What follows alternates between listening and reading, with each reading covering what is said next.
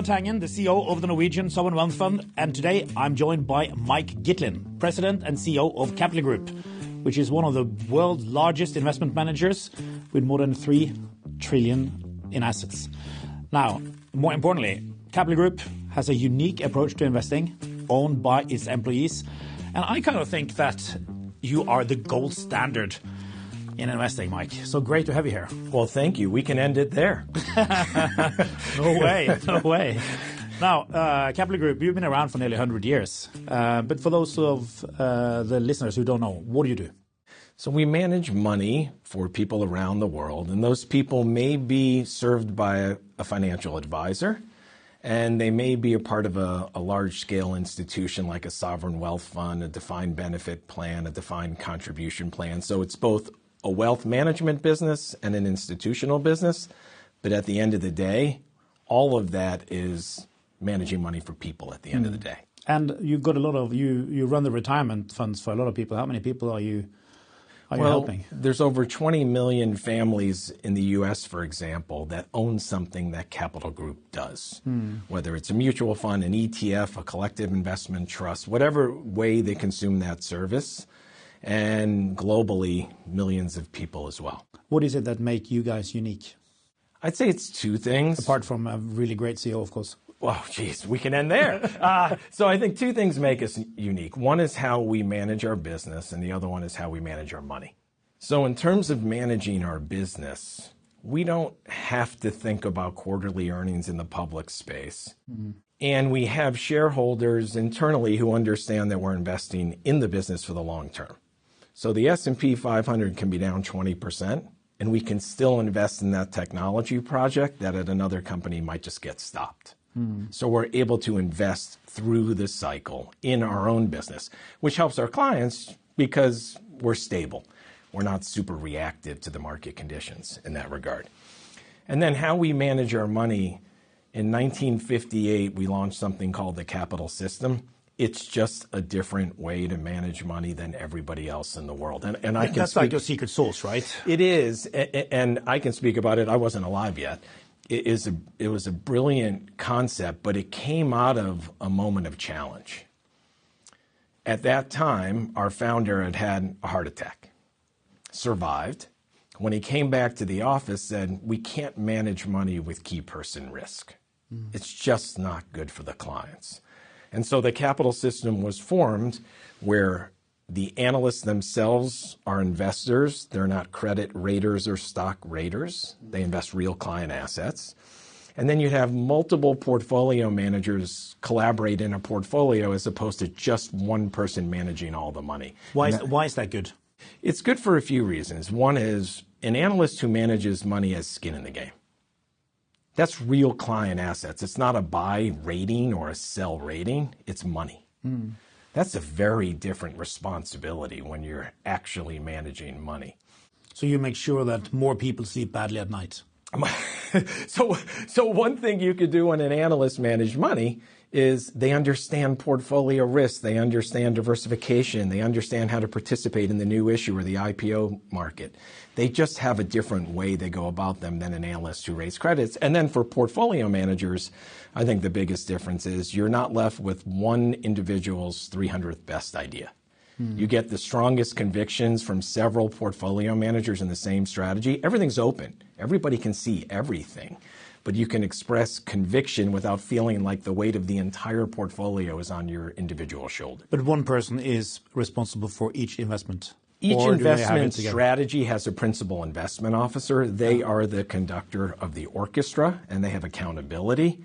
But there'll be a research portfolio, and there'll also be other portfolio managers alongside, all in the same strategy, all expressing their conviction. It's just different. So if one product does badly, do you fire the whole team, or you fire one person, or what do you do? Well, we don't really think about it that way. We think about who's participating in the portfolio, what are their risk characteristics. We try to combine people with complementary skills.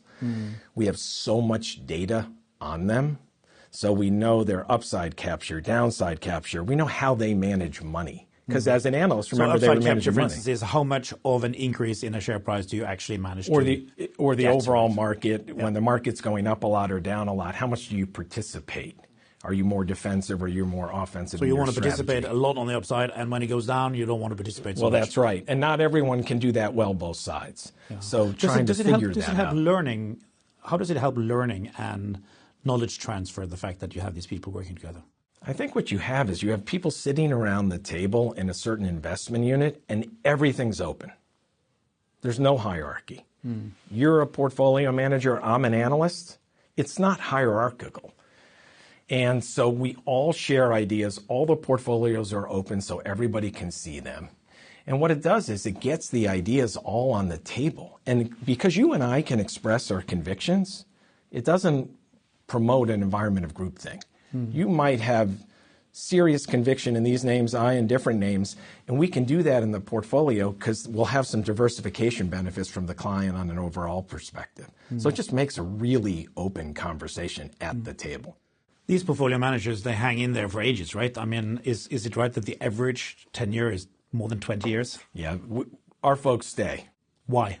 They stay because of the culture. They stay because of the nature of the shareholding. And they stay because they love Capital Group. I mean, they come. We tell people when we're interviewing, if you don't think you're going to be here for your entire career, don't come. So our attrition rate for investment professionals is in low single digits. I mean, they do come for their careers. Now, who does best at Capital? What are kind of the quality characteristics of the best portfolio managers? Portfolio managers who get smarter and smarter over time, but don't engage in style creep. They know the kind of manager they are, the kind of investor they are. And when markets are really skewed one way or the other, they don't engage in style creep so that when the market recenters, they're not caught off sides. That's really important. We can take care of, because we put different portfolio managers and analysts into portfolios, from a top-down perspective, we can manage that kind of risk and volatility. What's hard to do is if they change their style midstream, that becomes a problem because then you get a skew in the portfolio that was unintended. And when you say style, you mean things like value investor or growth investor? Yeah, you're more growthy or you're more value and dividend and income focused. And in a roaring bull market, have you shifted that style so dramatically that you no longer recognize as the investor we thought you were? Because if everyone did that, the overall portfolio would become way too growthy. So trying to get people to tweak their styles with education in the markets over time, but not fundamentally change it midstream because that becomes more problematic. How would you define the investment philosophy of Capital? I'd say there is not one single philosophy. Every individual has autonomy. If you and I are in one portfolio and we're both managing $5 billion, we're all going to talk about ideas. You're going to go away and you're going to do what you think is best, and I'm going to go away and I'm going to do what I think is best. But do you have like a Bible? Do you have one way of doing things? It's not a Bible. We try to have low turnover because there's no such thing as high turnover proving in correlation terms to produce better investment results. So in general, if you were thinking stylistically, we tend to have lower turnover than other managers of people and also the portfolio. We tend to have people come a long time, stay a long time, and not a short time. We have to manage at scale.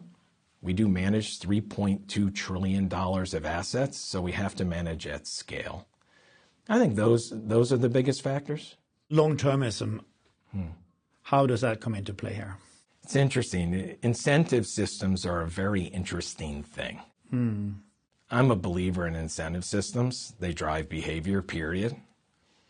The number one driver of an analyst or portfolio manager's quantitative compensation is their 8-year number. That's a long time, huh? It's a long time. Well, and in a world where short-termism can be favored and create additional volatility, when you're 8 years first and then 5 and then 3 and your 1 year is the lowest component, smallest component of your compensation, it says don't be a hedge fund manager. Manage for the long term. In my podcast, the first guest I had was Rob Lovelace. He's been at Capital Group 40 years. He's also the grandson of the founder. He has excellent investment results. And I said to him, what's your edge? "What's your edge, Rob?" His answer was simple. He said, "Time. I have the time to be right." And so you can go against the grain. You could have a conviction that might not start off perfectly, but come into play as your thesis comes into play. But the benefit of time is a huge benefit. You don't have that if your 1 year number drives your quantitative bonus. No, but 8 years is a long time. And just to put it into perspective, we until recently had 3 year as the rolling number, and we have partly inspired by you guys moved some of it to 5 year. But to have people think about 5 year results, in this faster and faster moving world, that's interesting. But I think about your people, and I think about your goals.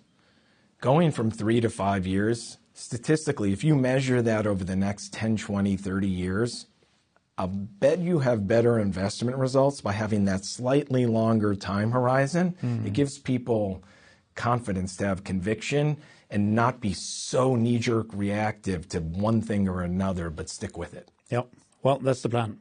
Why is it so difficult to be long-term? I think it can be difficult because of client expectations. I think the world in everything is so much more short-term. In people's attention span, the news cycle, everything. And so when you're trying to say, well, we're saving for retirement, that can't fall into the wave of short-termism. We're trying to think of you when you're 38, how you're going to live when you're 70 and 80 and 90. And so it does us no good to look at every single quarterly earnings and make a reactive decision based on a business that's going to grow 12% compounded for the next 25 years. Supposedly, compared to 30 years ago, we both speak and walk 10% faster than we did because they measure average walking speed in cities. And when you look at the movies that you liked when you were young, I mean, now they are just like a yawn, right? Nothing happens. Yeah. And so kind of the cuts has gone from minutes to seconds. It's just interesting how the whole speed is accelerating. Well, that's why everything streaming is 43 minutes. Yeah. I mean, it's the attention span. Yeah. Or the TED Talks, like same thing. 18 or whatever. Same thing. Now, another thing which has changed is the whole kind of active-passive strategies. So how do you see that impacting the asset management industry? Well, 30 years ago, a little more than 30 years ago, passive didn't exist. So now it's about half the marketplace in equities. So it's massively impactful. And what it's done with flows into passive is it makes a benchmark even more concentrated. When I look at our institutional business, we're seeing our requests for proposals, our RFPs, go up to the right. So why is that? One, I think it's because people recognize the benchmarks are super concentrated with half of the assets going into passive and fewer amount of assets in active management in relative terms. That skews the market and it makes this concentrated benchmark. So people are literally looking for diversification away from a concentrated benchmark. I never thought I'd say that. The whole concept of passive was to be diversified. So passive, i.e. you just buy the index. Just buy the index. Yeah. And so for us, I mean, I like to say there's 53,007 public companies. There's not 7 public companies. And so having the opportunity to move away from the skewed benchmark and find opportunities outside of that globally is a great advantage for active managers. And I think you're going to see that. Now, it depends on the manager, and I'm sure we'll talk about that. But not all the managers have strong results versus the benchmarks. And I think people were seeing low fees and active managers not beating passive, and that pushed some of the assets into passive, and now they realize they have to pick and choose between the active managers. Tell me, why is it so difficult to beat the index? Well, it was difficult in the last decade because of how skewed it became. And in some rules around, especially in the U.S. and 40 Act rules around how funds can be managed, you had concentration limits of how much you can actually own in a single stock. So as the benchmark got more skewed, you weren't even able to do that if you wanted to. And that became an issue. As the market broadens, there's no excuses for active managers not to beat benchmarks. And I think you will see a market broadening. You're already starting to see that. The more the market broadens, whether it's in a country or globally, the more opportunities there are for active managers. And we're heading into one of those periods now, but from 2010 to 2020, heavily skewed benchmark, heavily skewed results into a small number of stocks. Moving on to AI, how do you use AI in capital? Well, it depends. It depends on the group. The operating group, taking commoditized functions, having them go away and having those individuals spend their time on higher value-added activities. And the world is doing that. I don't think we're any different in that regard. In the client group, you're going in to see a financial advisor on the wealth management side. Hit the Prep Me button. It tells you everything about that financial advisor that you've already put in the system so you can make it a more productive interaction with the advisor. You're not going in there blind. You look at AI reads all of your notes, and the Prep Me session just makes it so much more valuable. Translation. We put together lots of value-added content for our clients. Translation makes it available immediately for everybody around the world in their language. These are just really easy use cases. On the investment management side, think about 94 years of data. We've digitized our entire library over 94 years. Every single report on every single stock ever written at Capital Group. That's a proprietary advantage. How we utilize that data and structure that data, and in investors as well. I'm an investor. I've been at Capital Group 30 years. This environment has rates that are coming down. Valuations are relatively high. What mistakes have I made in the past in the similar environments?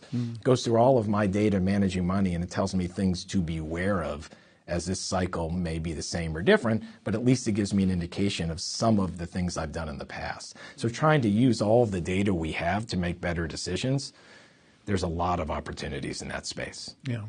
Another thing which is changing is, of course, the private market. And you just entered a partnership with KKR. Why did you decide to do that instead of starting on your own? Yeah, it's a great question. I mean, we had three choices. We could have bought something, we could have built it ourselves, or we could have partnered. And I'm not being critical of others, but one of the main reasons you would build it yourself or you would buy something is to retain 100% of the economics. That wasn't the driving force for us. To build it ourselves, you would then have to be willing to practice on your client's money, right? Because you don't have it yet. And you'd also have to be willing to either bring in a team, which could be a cultural challenge, or take people on your existing team and tell them to do something different, which would distract them from the $3.2 trillion we're already managing today. So we weren't willing to do that. The acquisition side, again, was a cultural challenge. So the only thing we had to believe in partnering is whoever we partnered with could do it better than us. Mm-hmm. And we went through a diligence process. We had a whole team due diligence on a range of managers, and we ended up with KKR. They've done it for 50 years. We'll let them do the private portion. We'll do the public portion. We'll blend it together in a client-friendly solution that meets their needs. And we'll make sure we provide education. So it was just about not needing to achieve all the economics, but be able to deliver a better solution. It's literally what we were talking about. That's not a sales pitch. That was part of our management committee discussion of why we did it, because it was the best solution for our clients. I think that's very straightforward, but it's not necessarily the path that I think everyone's going to take. Another way you are differentiated is the way you are owned, right? So you are owned by the partners. How does that work? Well, like how many people would own it? I would say it's rented by the owners, right. Meaning the owners own it until they retire and they sell it back to the next generation. The founder, this is crazy to think about 94 years ago. But 94 years ago, he founds this business and says, in 3 generations from now, so he was thinking about his grandkids who weren't born and saying, when that generation passes, none of my family will own any of this stock. It will all be owned by the people who work at Capital Group at the time. Who would think that 94 years ago? So it's very cool. Well, it's really cool. And what it does is say the mentality is if you're in it, if you're picking stocks and bonds all day long and servicing our clients all day long, it's about you, not necessarily the people who are retired or the people who were integral to the business 50 years prior. So you own it during the period of time you're at Capital Group, and then you sell it back, and we start again. How important do you think this has been? I think it's huge. The way the Lovelace family did it, and now we can say no one owns more than about 1% of Capital Group. So the ownership is really widely dispersed. It just means that all of those individuals who are owners then are participating in the outcome and feeling as if their name is also on the door when they walk into the building. And I think that's really important. And not everyone can be an owner, so we make sure we have a large profit sharing program where all of our 9,400 associates do well if our clients do well. So we do both, but both are important. Now, many partnerships have gone public and listed on the stock exchange, right? Goldman Sachs and so on. Yeah. Why have you been close to doing that, or is it something you cannot do? Well, we could even if you wanted to? We could do it. We wouldn't do it. Why would you take what may be one of your biggest advantages and willingly give it away? Well, some of these other partnerships have done it, and they've done it really well as well, right? And at the time they did that, there were different reasons why they all may have done that. That's not to judge their decisions at that time. We don't have to do that. We have an incredibly strong balance sheet. We have no long-term debt. We don't need to sell the business. Any one of the past generations, by the way, could have monetized. Any one of them. They could have monetized for their own financial gain. It's a mentality thing. We're supposed to take care of the business, make it even better than it is today, and pass it off to the next generation to do the same. We like to talk about writing a chapter in the Capital Group book and then passing it on for someone else to write the chapter. And I think if you think of it that way, from the day you join until the day you retire, it's a really interesting mentality of the life cycle of a company. Now, you started a chapter like 2 years ago when you became CEO. What were the first thing you did when you took over? We, Capital Groups, and another thing that makes this interesting is we're not hierarchical, meaning I'm much less important than you just insinuated as a CEO. We have 3 senior leaders. We have a management committee of 10. So the 10 of us got together and collectively with the rest of the organization wrote the next long-term strategic plan. So 2031 is our centennial. We got together as a group and said we're a new leadership team. Tim Armour had retired. Rob Lovelace still works at Capital but came off the management committee. We had a new group of senior leaders and a couple additions to the management committee and said, let's write the long-term strategic plan together. It's literally the first thing we did as a group, which is really liberating. And the departing leaders said, don't just do what we did. Don't rinse and repeat. Do it differently, do it better, keep evolving. Have you started to plan your 100-year party? I know I sent one invite. Did you get it? Yeah. So, we haven't started planning. Yeah, but you'll still be around. So we haven't started planning our party, but we planned our strategy. And tell me about that strategy. Strategy has 4 parts, and I'll make it quick because no one likes to bore anybody with a strategy or be bored. Okay, in 3 points. I'll do 3.5. Okay. One is we have to manage money well. That's what we do. So keep investing in the capital system. 2, evolve with clients. We have intellectual capital. How they want to consume it, institutional separate account, collective investment trusts, separately managed accounts, ETFs, that's their business. We just have to make sure that as they want to consume that, we're able to do that for them. And when they want us to blend passive and private markets into our active at the core strategies, we're able to deliver solutions. So keep evolving with our clients. 3 is simplify and scale our business. Every business to some extent is bloated by its own bureaucracy, period. So what can we do to operate more efficiently and effectively? And the last one is invest in our associate experience. We have half the attrition rate of the industry. So we want to develop people, keep them. It's disruptive to keep replacing people every 2 years. So you have to give them opportunities to develop their careers and want to stay at the company. We're not perfect at that, but we have to get better at it. Can we drill down a bit more on the culture side? So now I'm really lucky. I get a job at Capital. It's a long interview process. Are you patient? Let's just start with that. So how long is it? Long. I mean, it can be anywhere from 6 to 12 months. And, I was asked a question in one forum. Someone said, have you ever lost a candidate because the process was too long? And I said, yeah, of course we have. But it's worth it. Over the long run, to take that time. And can everyone veto and say, listen, I don't like the look of that person? The good thing is nobody has veto power on anything. So it's not like that. Everyone has a voice. Everyone can weigh in, but nobody has veto power. But it's important because you want them to interview us also. If they're going to be there for the rest of their career, they should be interviewing us as much as we interview them. I think that's super important. But we have a long interview process. If you're an investment professional and you're joining, you conduct an industry review, meaning we tell you don't be quote unquote productive day one. Take 3 to 6 months, look at a certain industry, research it, and come to the whole group and tell them what's your portfolio going to look like as an investor. And so we give people time to do that instead of rushing them into a portfolio management. Mm-hmm. It's just another thing. It's part of the system. What are the other cultural things? If you look at culture is an interesting thing because some people, their eyes glaze over when you talk about culture. They feel like it's so intangible. Does it really matter? It's everything that matters. It's everything that matters. I agree with you. And so from us, it's all in the core values. Integrity. If you look at financial advisors, we're rated #1 in trust. You have to have integrity. It's what you do.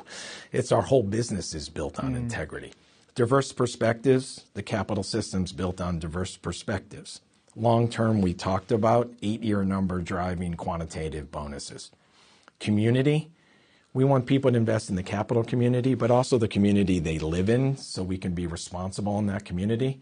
And the 5th one is client focus. Are you client focused or are you so focused on your own P&L that you're not? That's a huge thing. What are the aspects of the culture that you try to change or try to improve? The one thing that we're getting better and better at is not associating excellence with speed or the lack thereof. Meaning at times in our past, we would be so slow to do something because we were so measured that we ended up at times priding ourselves on slowness. I think now the whole organization recognizes we can move at pace and still be excellent. That's one of the things we're doing more and more today. I think that's really important. Can you do it well and can you do it at pace? Because the market's evolving. You and I talked about it times before. The market's evolving so much. You have to move at pace, but you can't give up being really good at it. No, that's true. I saw some research showing that organizations which take fast decisions on average take better decisions. And we're getting faster. We'll never be so fast that we're not researched, but we're getting better at moving at pace. Are you really soft? Are you just really nice and kind all the time? And who, Capital Group or me? Yeah, you like drink hot chocolate every Friday and have kind of cinnamon buns all over the place. I don't think that's how people would describe Capital Group, and they certainly wouldn't describe me like that. I think we're nice, but minus the hot chocolate. How do you share information internally between the teams and generally? As much as we can, in person and verbally. We're in the office 4 days a week at Capital Group. We have Friday as a work from home day. We like when people sit around the table together and talk. It's much better than just sending emails. And I think that in-person collaboration, our folks travel all the time to other offices and to see companies. I hope in the world of AI and other ways to communicate rather than in person, the virtual world doesn't overwhelm what we can do together in a conference room. You are in many cases also a bit of an advisor to companies, right? They ask for your advice. They have. Our folks will present at company board meetings regularly if they ask us to come and do so, to ask us to share. And I say us, I mean our investment professionals, not me. But they ask us to share our views on the industry or views on what makes that company excellent, what they can do better. So we do a lot of those board meetings for different CEOs that ask us to do them. As long as it's not on Fridays. Well, probably, because probably no one's working on a Friday. Tell me, is that something you always had, the Friday work from home, or is that something that is left from COVID? Post-COVID. And if you cancel that and went to 5 plus 2 instead of 4 plus 1, will you get a revolution? We wouldn't get a revolution, but I don't think it would win super high marks from all of our associates. But 4 days, going from 3 to 4 post-COVID was important. Yeah, we did. I'm glad we did that. Same here. No regrets. And I don't think our people have regrets on that either. No, but 1 day is important. It's important to have 1 day flexibility. And I think that flexibility is something not a lot of us considered pre-COVID. It may be one of the benefits post-COVID, but 1 day. Yeah. When do you wake up in the morning? 4. Wow. What do you do? What do you do when you wake up? Well, it doesn't take me a long time to do my hair, so I quickly get ready and go into the office. I'm in the office by 5. For the people who are not on any visual here, just on sound, he's got a pretty short haircut. Yeah, super short. It's been short since I've been 29, but I like doing the early stuff. I'm not too bright at nighttime. Right. When do you go to bed? 8:30, 9. How do you relax? I spend time with my wife. We've been empty nesters for 6 years. I walk a lot. I read. Spend time with the kids who are no longer kids. They're adults. So more family things. What do you read? So a bunch of things. I'm a big fan of fiction as opposed to nonfiction. My life is a nonfiction story. So I read a lot of fiction, anything that Jeffrey Archer writes, Steve Barry, Daniel Silva. I love those kind of books. I read the regular publications that all of us in the finance industry read. So I read the FT, Wall Street Journal, Barron's. And then I read stuff inside a Capital Group. We have something called Capital Connect where all of our research is. I once spent a lot of time reading external research, and I realized reading the internal research, I can still get that diverse perspective, but I don't have the world of volume coming at me. I can hunt and peck within our own capital system. If you were not in asset management, what do you think you would be doing? Probably be a teacher. Right when I left university, my first job was teaching in Australia, and I loved it. It was a short period of time, but I'd probably be a teacher. What would you teach? I probably wouldn't teach the kind of thing we're doing today in our business, you and I. Maybe English or history like I taught back then, but I don't think I would get into the world of teaching finance. First of all, I probably don't know enough. And second of all, I'd want to do something different. And what would be your advice to these young students generally when it came to their lives?